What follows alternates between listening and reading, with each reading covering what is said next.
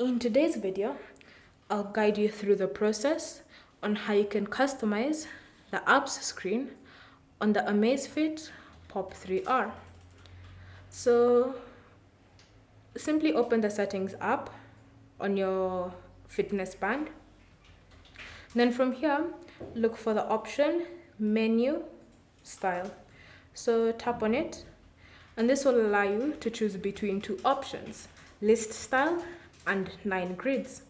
So say for example you choose list style, you'll now notice that when you go back to the apps menu, that it's in the format of a list.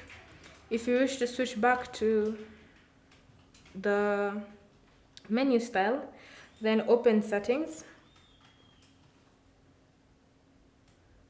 and then select menu style, tap on 9 grids, and now it will switch back to the grid format. Thank you for watching. If you have any questions or comments, leave them down below and we'll get back to you.